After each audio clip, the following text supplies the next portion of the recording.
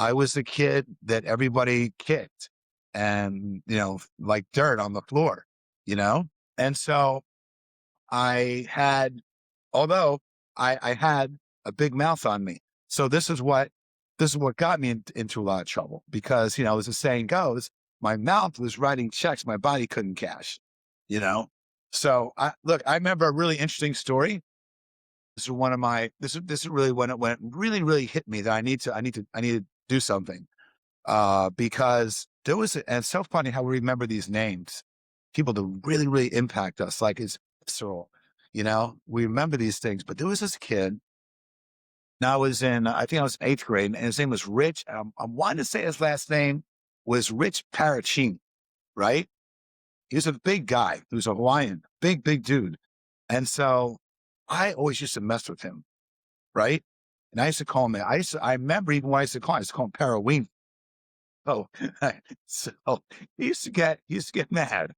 He would come after me, but I could run. I was a good runner. So I'd run through the hallways. I'd say some trash to him and I'd duck it. But then him and his buddy, they were always out after him. Always, these guys were always, and the thing about it was I wasn't anything. I couldn't really defend myself. I just had a mouth, and I think the reason why I did that is because inside I was so uh, I felt insignificant. I tried ways to make myself stand out a little bit, but I was doing it in the wrong ways. And it was so counterproductive because these guys were walking around. They were always kicking my ass. They were throwing my books down on the floor. They were chasing them down. They were punching me. I mean, but like I say, I would just run all the time. I would say something, run or whatever. So this one time in particular, I remember that I was running from Rich and we had this big circular hallway, right? And I remember I was running. I said some stuff to him. He was chasing me. I was running. And every time I would look around, I would look and he would be behind me. Look, and I'd keep running. And all of a sudden he was gone. I didn't see him behind me anymore. So I'm like, oh, well, he's gone. But envision that the hallways are packed with kids. So I'm dodging kids and I'm running for my life. This guy's big dude's after me, right? And I'm running and I come around this way, right? And I'm looking behind me and I'm thinking he's chasing me. And all of a sudden he's there. So he stopped and went around the other way. He thought he was going to cut me off.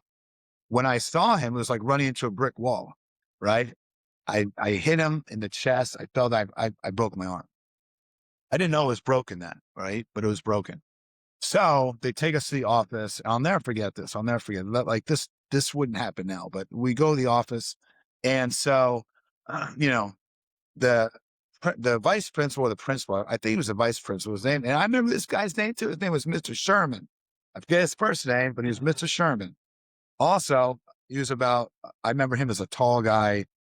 He had the buzz cut from the military and he was super, super straight guy, and we sit down and we start talking about what happens. He's like, he said this to me. I'm like, he said that. And he just, we're kind of going back and forth a little bit. Now, I'm like this in the chair holding my arm, right? Stating my case.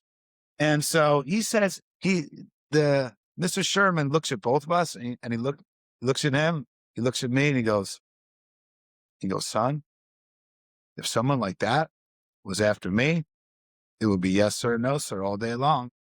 I just kind of looked at him and I looked over here and Rich just kind of went like that. He kind of smirked. And I said, all right, that's it. I'm going to die. Like this guy now he's gonna, yeah, I'm done.